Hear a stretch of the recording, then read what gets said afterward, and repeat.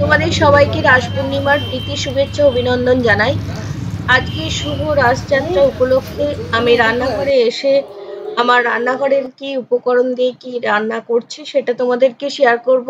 আর বলে রাখি, রাস পূর্ণিমা উপলক্ষে আমাদের বাড়িতে যে প্রতিষ্ঠিত নারায়ণ আছে, প্রত্যেক পূর্ণিমাতে আমরা নারায়ণের সেবা দিবি অর্থাৎ সিন্নি করি। আর এই রাস পূর্ণিমাতেও ব্যতিক্রম হয়নি। তা সেই সিন্নি এবং মানে রাস পূর্ণিমার যে পুজো পর্ব আছে এবং সঙ্গে সিন্নির একটা আলাদা গোছানো গাছানো আছে, সেইগুলো সেরে রান্নাঘরের আমার কি রান্না হচ্ছে সেটা তোমাদের শেয়ার করছি। মূলত আজকে পূর্ণিমা হিসেবে আমরা আজকে নিরামিষটাই খাবো। আর সেই নিরামিষের মধ্যে আমি রেখেছি কিছুটা মূলো শাক। মূলো শাকটাকে খুব ঘন ঘন করে কুচিয়ে নিয়েছি, তোমাদের একটু আগে স্ক্রিনে দেখিয়ে দিয়েছি। আর সেই মূলো শাকটাকে নিয়ে আমি নুন দিয়ে ভালো করে চটকিয়ে আমি সেই জলটা ঝরতে দিয়েছি। এরপরে কড়াইতে রাঁধুনি ফোড়ন দিয়েছি। রাঁধুনি ফোড়নের সঙ্গে বেগুন আর ছোট ছোট করে আলু কুচিয়ে আমি এই তেলের মধ্যে নুন দিয়ে আমি একটু ভেজে নিচ্ছি। তারপরে এই মূলো শাকটাকে দেখো চটকে রাখার পর এই সবুজ রংটা বেরিয়েছে।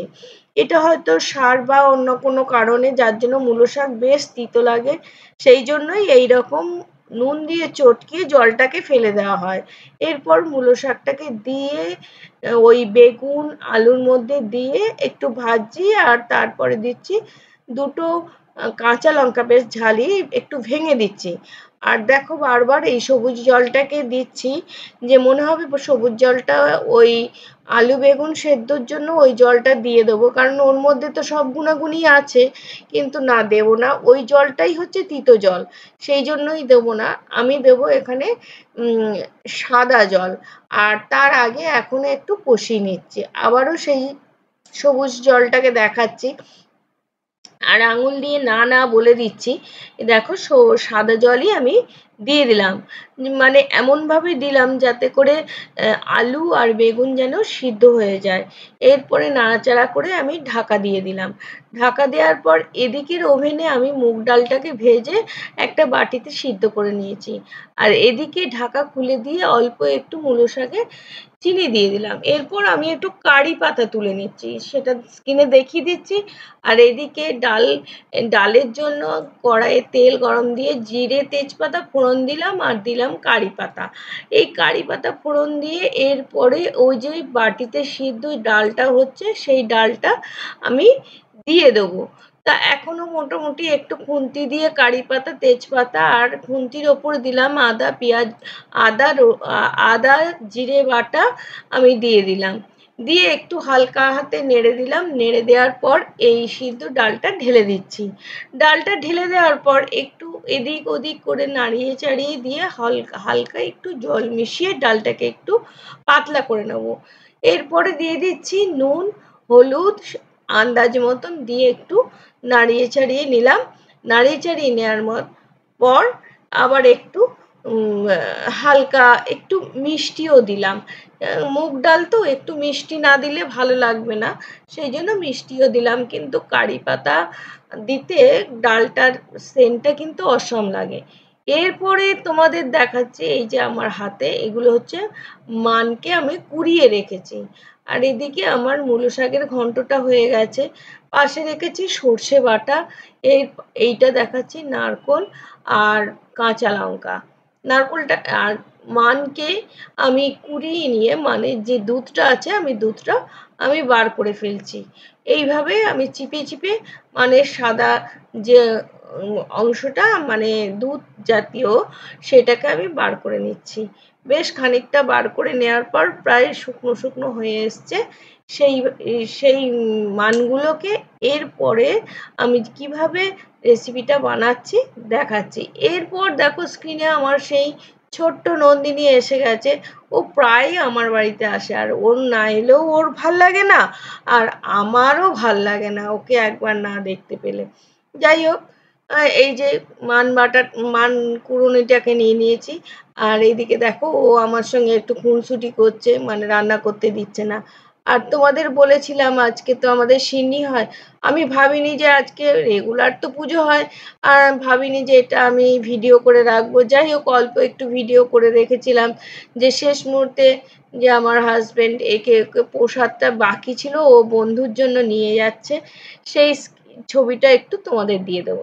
এরপর বিকেলবেলায় গেছি আন্দুলমোড়ির যে লক্ষ্মী জনার্দন যে রাস, বহু পুরনো, এটাকে কুন্ডুদের রাস বলে।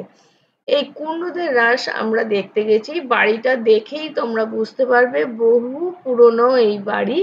বাড়ির মানে প্ল্যান বা মানে আদতে দেখলে বোঝা যাবে যে দরজা টরজাগুলো দেখলে মনে হবে কত মোটা কাঠের, এবং এই সিংহ মূর্তি, নানান রকমের মূর্তি দেখলেই মনে করবে যে এটা সত্যি বনেদি বাড়ি একটা মহলের মতন দেখতে লাগছে। দেখো, আর লাইট দিয়ে সাজালে মানে অসাধারণ সুন্দর। আমরা প্রত্যেক বছরই কিন্তু এখানে যাই।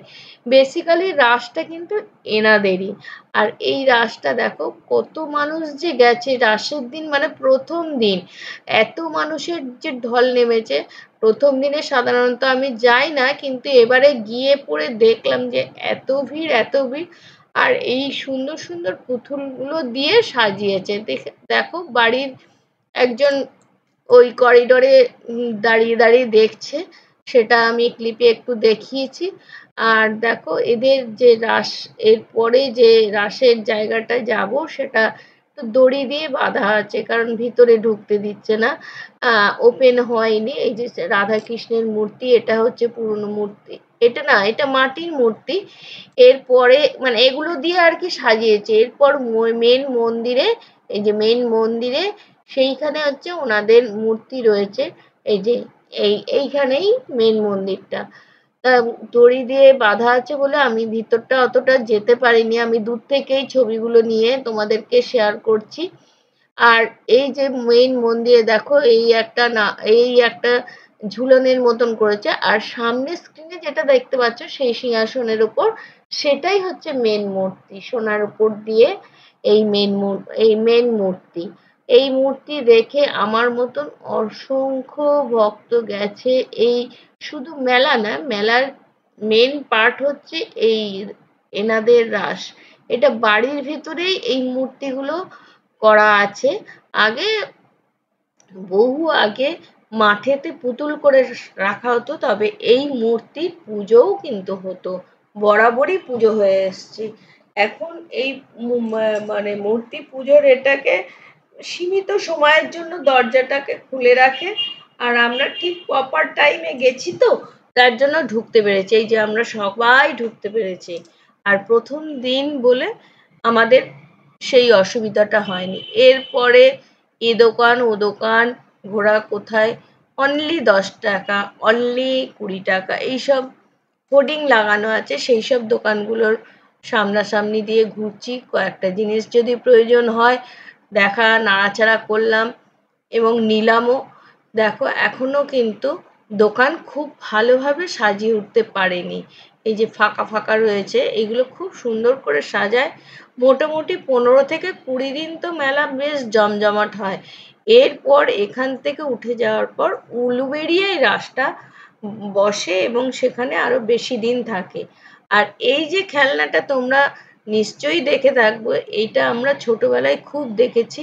এই যে বোট চালানো জলের মধ্যে, এই যে প্রদীপের সলতের মধ্যে দিয়ে এই যে জলের মধ্যে ছেড়ে দিয়ে যে বোট চালানো, সেটা কিন্তু এখন অনেক ইলেকট্রনিক্স খেলনা এসে গেছে, তো এইটার গুরুত্ব নেই, কিন্তু আমার কাছে এটার বেশ গুরুত্ব আছে বলে তোমাদেরকে একটু ভিডিও করে দেখালাম যে এখনো কিন্তু এই ধরনের খেলনা পাওয়া যায়। দেখো এই বোর্ডগুলো হয়তো তোমরা হয়তো পাওনি, মানে তোমাদের বাড়িতে যারা বড়রা আছে তারা হয়তো এই বোর্ডটাকে দেখেছে। আর আমি দেখালাম তোমাদের আগের খেলনা হিসেবে, তোমাদেরকে দেখালাম যে আগে এই রকম বোর্ডে আমরা খেলে আনন্দ পেতাম। মানে একটা চলমান বোর্ড তৈরি হয়েছে, সেটা দেখে সত্যি খুব আনন্দ পেয়েছি, এখনো পেলাম আর কি ওই পুরনো খেলনা পেয়ে। আর আমরা প্রত্যেকটা মুহূর্তে এক্সপেরিমেন্ট করতাম যে কেন চলছে না, উল্টে যেত জলের মধ্যে, নানান রকম অভিজ্ঞতা সেইগুলো ছোটদের যখন নিয়ে গেছি এইগুলো ওদেরকে বলছি। এই বোর্ডের কিভাবে চালাতে হবে দাদা দেখিয়ে দিচ্ছে, সেটাও আমি ভিডিও ক্লিপের মধ্যে আমি নিয়ে নিয়েছি। এই ভিডিও করতে করতে দেখো একে বোঝাচ্ছি যে দেখ এইভাবে এই বোর্ডগুলো চলে। ও বুঝলো হয়তো, অতটা ইন্টারেস্ট পেলো না। যাই হোক, এরপরে আমার ওই বৃষ্টি সোনাকে নিয়ে আমার হাজবেন্ড একটু আদর টাদর করছে, সেইগুলো একটু দুষ্টুমি করছিল বলে বকাবকি করছে, আদর করছে। এরপরে রাস্তার দুদিকে খাবারের দোকান, এই খাবারের দোকানগুলো একটু তুলতে তুলতে সামনে চলে এসছে কানের দুলের দোকান। আর মেয়েদের তো সাজগোজের মানে দেখলে একটু দাঁড়িয়ে যেতে হয়, আর এই কানের দুলগুলো আমি একটু আমার ভিডিওর মধ্যে নিয়ে নিলাম। পরে আমি নিজে ভিডিও যখন করেছি দেখে নেব যে কোন কানের দুলটা। কানের দুলের ভিডিও করে নেওয়ার অর্থ হলো যে আমি পরে কানের দুলগুলো দেখব এবং তোমাদেরকেও একটু দেখালাম। আর এরপরে আমি এই লাইটের জায়গাটায় চলে এসেছি। আমি তিনখানা এখান থেকে লাইট নিয়েছি, একটা হচ্ছে রাধাকৃষ্ণের যুগল মূর্তি, একটা ইয়েলো কালারের আর একটা গ্রিন কালারের। এটা নাইট ল্যাম্পের মতন কাজ করে। আমার বেশ ভালো লাগলো, দেখে নিয়ে নিলাম। এরপর রাস্তার দুই দিকে দেখো খাবারের দোকান, এই ফুচকা, ঘুগনি, জিলিপি, কি গুড়কাঠি, এইসব নানান ধরনের খাবার। আর সেই খাবারের দোকান দেখতে দেখতে আমরা এগিয়ে যাচ্ছি। আগে আমার সামনে রয়েছে সুস্মিতা, অভি, মেঘলা বৃষ্টিকে কোলে নিয়ে এগোচ্ছে, আর আমিও যাচ্ছি তার পিছনে পিছনে, একটু ক্যামেরা করে নিয়েছি। এরপর যেখানটা থেকে আমরা ঠিক মেলা দেখা শুরু করেছিলাম ঠিক সেইখানটায় এসে উপস্থিত হয়েছি।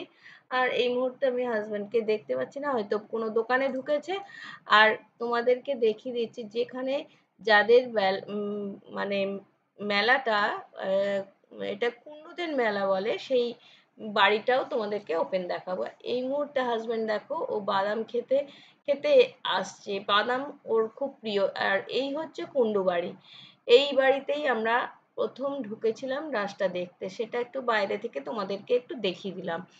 আর আজকে রাস বলে আমরা কিন্তু এইসব কোনো খাবার খাবো না, সেই জন্যই আমি এখানে যে মোমো দেখাচ্ছি সেটা কিন্তু ভেজ মোমো। আর সেই ভেজ মোমো আমি একটু খেলাম, হাজবেন্ডও খেলো, কিন্তু অন্য কোনো খাবার আমরা নিইনি, স্রেফ রাস পূর্ণিমা বলে। মোটামুটি আমার ব্লগটা এই পর্যন্ত রইলো। আর বৃষ্টির জন্য কিনেছি একটা ডকি, একটা ঝুনঝুনি, আর আমার জন্য সামান্যতম জিনিস নিয়েছি। বেশ আনন্দে আমাদের এই আজ রাস পূর্ণিমার দিনটা কাটলো। ওখান থেকে এসে, এই যে এসে আমরা এবার পাড়ায় আমাদের পাড়ায় এই 34 বছরের পুরনো এই কীর্তন সভা, আর এই কীর্তন সভায় আমরা এসে উপস্থিত হয়েছি কিছু কৃষ্ণ কথা শুনবো বলে। আর এই কৃষ্ণ কথা শুনতে শুনতে রাতও বাড়ছে, আর রাত বাড়ার সঙ্গে সঙ্গে আমাদের কীর্তন সভাও বেশ জমে উঠেছে। এরপর কীর্তন সভা শুনে আমি এখানে ব্লগটা